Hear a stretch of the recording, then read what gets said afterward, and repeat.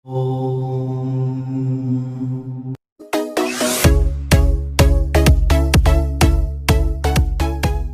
मुकुंद आप सबका स्वागत करता हूं हमारे PSRM स्टडी चैनल में।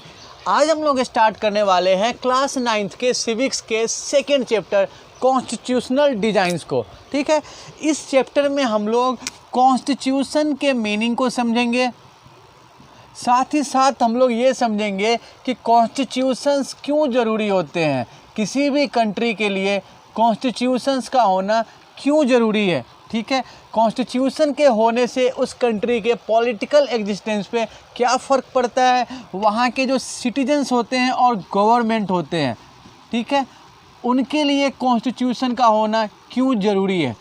हम लोग इस चैप्टर में आगे बढ़ने पे एक एक करके इन सारी चीज़ों को समझेंगे। हमारा जो ये चैप्टर है वो स्टार्ट होता है साउथ अफ्रीका के बैकग्राउंड से।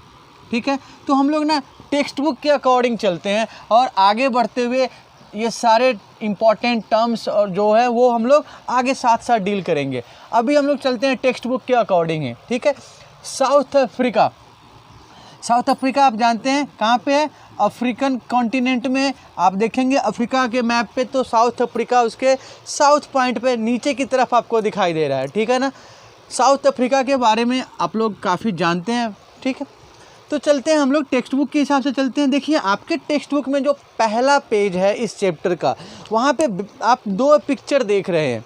ठीक है, एक आप पिक्चर देख रहे हैं, वहाँ पे क्या है, उस पिक्चर में आप देखिएगा तो उस पिक्चर में एक वार्निंग है, डेंजर का साइन है। ठीक है, वो वार्निंग इंडिकेट करता है कि ये जो एरिया है वहाँ पे सिर्फ़ और सिर्फ जो वाइट स्किन कलर के लोग हैं वो उन लोगों के लिए रिजर्व है, और जो आदमी और अलग रेस के, चाहे वो ब्लैक्स हो, ठीक है, चाहे वो इंडियंस हो।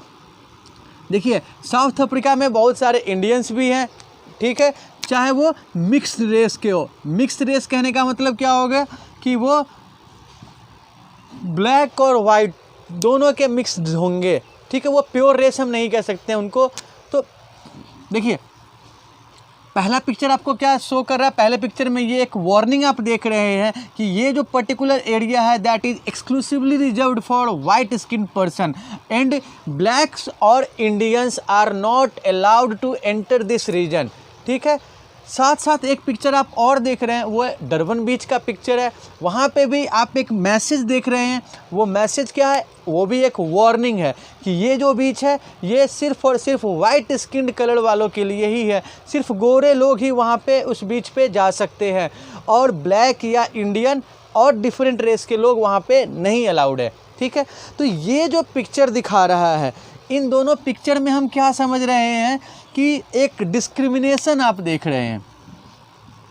देखिए टेक्स्ट बुक में चलने से पहले हम लोग थोड़ा सा इसको समझते हुए चलते हैं। एक डिस्क्रिमिनेशन इन दोनों पिक्चर से एक्सप्रेस हो रहा है, और वो डिस्क्रिमिनेशन कैसा है, तो वो डिस्क्रिमिनेशन स्किन कलर के आधार पे है।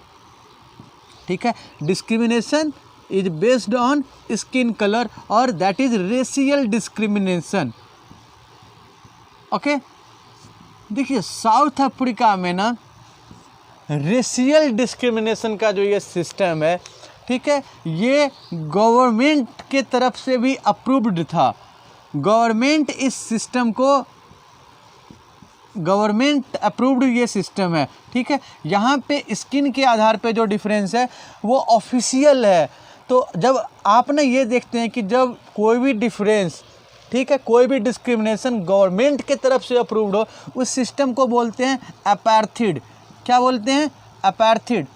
सो अपार्थीड इज अ सिस्टम, और apartheid is an official system of racial discrimination, और apartheid is an official system of discrimination based upon skin colour. ठीक है, तो हम क्या देख रहे हैं इन दोनों पिक्चर के एग्जाम्पल से कि साउथ अफ्रीका में अपार्थीड का सिस्टम है। साउथ अफ्रीका में गवर्नमेंट की तरफ से ऐसे कानून बनाए गए हैं जो स्किन कलर के आधार पर डिस्क्रिमिनेशन को प्रमोट कर रहे हैं, स्किन के कलर के आधार पर डिस्क्रिमिनेशन को एग्जाम्पलीफाई कर रहे हैं।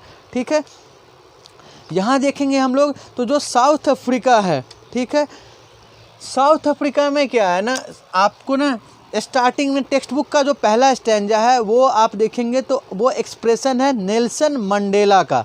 नेल्सन मंडेला का साउथ अफ्रीका में वही पोजीशन है जो हमारे इंडिया में महात्मा गांधी जी का है। ठीक है, Nelson Mandela, you can simply say that Nelson Mandela is Mahatma Gandhi of south Africa. ठीक, जैसे नेल्सन मंडेला जैसे हमारे यहाँ महात्मा गांधी एक लीजेंडरी पर्सनैलिटी है, महात्मा गांधी का कंट्रीब्यूशन हमारे यहाँ पे जैसे बहुत इम्पॉर्टेंट है, वैसे ही साउथ अफ्रीका में नेल्सन मंडेला का भी कंट्रीब्यूशन काफ़ी इम्पॉर्टेंट है। ठीक है, हम लोग ना इस चैप्टर में कॉन्स्टिट्यूशन को ही पढ़ने वाले हैं कि कॉन्स्टिट्यूशन का होना क्यों ज़रूरी है, और उसके लिए हमें साउथ अफ्रीका के बैकग्राउंड को समझाया जा रहा है। हम लोग जानते हैं कि कॉन्स्टिट्यूशन क्या होते हैं, तो कॉन्स्टिट्यूशन में क्या होता है, constitution simply a set of rules. ठीक है ना, कुछ रूल्स होते हैं कॉन्स्टिट्यूशन में जो क्या करते हैं, डिफाइन करते हैं सिटीजन के राइट्स को, define citizens rights and duties. Citizen हो या गवर्नमेंट हो, उनके पास क्या पावर है, उनकी क्या ड्यूटी है, जो उस कंट्री का स्टेट अफेयर है या गवर्नमेंट के जो काम काज हैं वो कैसे होंगे, इन सब के लिए जो रूल्स बनाए जाते हैं उनको बोलते हैं, उनको कलेक्टिवली हम क्या बोलते हैं, कॉन्स्टिट्यूशन।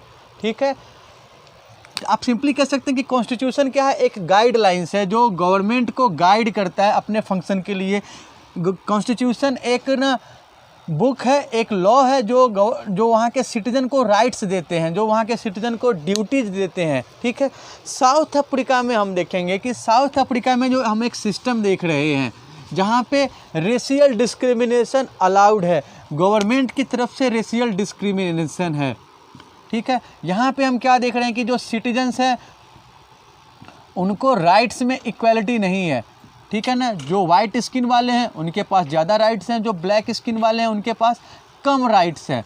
तो क्या यहाँ पे कैसे चेंज ला सकते हैं, यहाँ पे जो रूल्स हैं ये कंटिन्यू होने चाहिए या चेंज होने चाहिए, जो यहाँ का सिस्टम है उसमें चेंज होने चाहिए या नहीं, ये हम लोग देखते हुए चलेंगे। ओके, तो चलते हैं democratic constitution in south Africa में। साउथ अफ्रीका में हम नेल्सन मंडेला और उनके साथ जो 7 और लीडर थे उनको, ठीक है, Nelson Mandela along with 7 leaders were sentenced to life imprisonment. ठीक है, they were sentenced to life imprisonment और उम्र कैद की सज़ा मिली थी इनको। किस लिए मिली थी उम्र कैद की सज़ा, क्योंकि इन्होंने क्या किया है, जो साउथ अफ्रीका में जो अपार्थीड का सिस्टम है, अपार्थीड का जो सिस्टम है उसको क्या किया इन्होंने, अपोज किया है। ठीक है ना, अब देखिए यहाँ पे जो अपार्थीड का सिस्टम है वो तो गवर्नमेंट की तरफ से अप्रूव्ड है। ठीक है ना, तो गवर्नमेंट के किसी लॉ को अपोज करना, ठीक है, इसलिए इनके ऊपर वहाँ पे चार्ज किया गया, ट्रेजन का चार्ज किया गया। ट्रेजन मतलब देशद्रोह। ठीक है ना, हम लोगों ने ये वर्ड फ्रेंच रिवॉल्यूशन में भी पढ़ा था जैकोबिन क्लब वाले के रेफरेंस में। तो Nelson Mandela was charge for treason and sentenced to life imprisonment. Okay, he was kept in the dreaded Robben Island. ये जीके का क्वेश्चन है कि साउथ अफ्रीका में किस जगह पे नेल्सन मंडेला को एक्साइल किया गया था। तो नेल्सन मंडेला को रॉबिन आइलैंड पे रखा गया था 28 ईयर्स तक, 28 साल तक इनको कैद किया गया। क्यों कैद किया गया, क्योंकि इन्होंने साउथ अफ्रीका में अपार्थीड सिस्टम के अगेंस्ट आवाज़ उठाई थी। ओके, अपार्थीड क्या होता है, हम लोग जानते हैं कि apartheid is an official system that separately, okay, apartheid officially separating citizen on religious basis by the government। Okay, south Africa में हमने क्या देखा है कि गवर्नमेंट ना कानून बना के लोगों को, सिटीजन्स को सेपरेट कर रही है। देखिए वहाँ पे 3 तरह के लोग हैं, एक वाइट्स हैं जो गोरे जिनको आप कहते हैं white skin colour were called whites, blacks, ठीक है ना, ब्लैक्स जो ब्लैक स्किन कलर है, साथ ही साथ और भी हैं जिनको हम जैसे इंडियन हो गए या कलर्ड हो गए। इंडिया से भी बहुत लोग साउथ अफ्रीका में जाके सेटल हुए हैं। ठीक है ना, तो उनको क्या बोला जाता था, इंडियन और कलर्ड। तो यहाँ पे सुप्रीमेसी सिर्फ और सिर्फ वाइट्स की है, बाकी जो ब्लैक्स और इंडियंस आप देख रहे हैं इनके साथ बहुत ज़्यादा डिस्क्रिमिनेशन होता था। Okay, whites considered themselves superior to blacks, Indians और अदर रेसेज। ठीक है, यहाँ पे हम क्या देख रहे हैं कि गवर्नमेंट की तरफ से ही डिस्क्रिमिनेशन अलाउड है। नेल्सन मंडेला ने उसको अपोज किया, जिसके कारण उनको 28 ईयर्स तक लाइफ इम्प्रिजन किया गया। रॉबिन आइलैंड में उनको 28 साल तक रखा गया। ठीक है, बाद में क्या होता है, देखिए यहाँ पे ना एक वर्ड आप और देखते हुए चलेंगे, सेग्रीगेशन। ठीक है, segregation is a word. Segregation का मतलब आप क्या कह सकते हैं कि सब कुछ अलग अलग करना। ठीक है, तो साउथ अफ्रीका में ना, चाहे वो स्कूल हो, कॉलेज हो, पार्क्स हो, ठीक है, सिनेमा हॉल, मॉल, टॉयलेट, ये सब ना बिल्कुल अलग अलग थे, वाइट्स के लिए और ब्लैक्स के लिए। ठीक है, अलग स्कूल होते थे वाइट्स के, अलग स्कूल होते थे ब्लैक के। ठीक है, और यहाँ जो ब्लैक्स थे वो अलाउड नहीं थे कि वो वाइट्स एरिया में एंटर कर सकते हैं। अगर ये वाइट एरिया में एंटर करते तो इनको पिनलाइज किया जाता था, इनको पनिश किया जाता था। ब्लैक्स को परमिट मिलता था वाइट्स एरिया में एंटर करने के लिए, और ब्लैक्स को वहाँ पे इन्फीरियर काम के लिए ही परमिट मिलता था। ठीक है, हमने जो दो एग्जाम्पल देखे हैं, दो पिक्चर देखे हैं, वो इसका एग्जाम्पल है कि in whites area blacks were forbidden, blacks were not allowed to enter in white area. So the system of official separation in public life is called segregation. Okay, we can see here that there were separate school, college, parks, cinema halls, toilets, transport systems were okay for whites and blacks. So this system of separation is known as segregation. ठीक है, south Africa में हम क्या देख रहे हैं कि segregation है। यहाँ पे वाइट यूरोपियन लोगों की सुप्रीमेसी है। Non whites were treated in inferior ways, non whites और ब्लैक्स वर ट्रीटेड हार्शली। ठीक है, देखिए, the apartheid system was oppressive for blacks, they were forbidden for living in white areas. ठीक है, white area में blacks enter नहीं कर सकते हैं। सेग्रेशन हम लोग समझते हैं। उसके बाद आप देखिएगा तो ये जो ब्लैक्स हैं, इनके पास पॉलिटिकल राइट्स भी नहीं थे। Blacks do not have political rights, they could not form association. ठीक है, as well as they could not raise their voice against government, so they do not criticise government. Okay, blacks were divide of political rights. ठीक है, अब देखिए 1950 के बाद क्या हुआ। Since 1950 blacks, Indians, coloured, they started raising voice, they started opposing the apartheid system, the unjust and unfair apartheid system. ठीक है, यहाँ पे ना इन्होंने क्या किया, इस सिस्टम के अगेंस्ट में मार्च निकालना शुरू किया, स्ट्राइक करना शुरू किया, डेमोन्स्ट्रेशन करना शुरू किया। ठीक है, इनमें जो सबसे इम्पोर्टेंट था African National Congress, in short we can say it ANC। It was an umbrella organisation. ठीक है, अम्ब्रेला ऑर्गेनाइजेशन मीन्स कि ये मेन ऑर्गेनाइजेशन था और सार इसके अंडर बहुत सारे ग्रुप्स थे, ऑर्गेनाइजेशन थे जो अपार्थाइड सिस्टम को क्या कर रहे थे, अपोज कर रहे थे। ठीक है, so the African National Congress was the umbrella organisation that led the strike, that led the attempts against apartheid system. Okay, देखिए इस टाइम तक ना दुनिया के बहुत सारे ऐसे कंट्री थे जहाँ पे ये रेशियल डिस्क्रिमिनेशन का सिस्टम था, अपार्थाइड था, लेकिन उन्होंने क्या किया, अपार्थाइड को डिनाउंस किया, छोड़ दिया।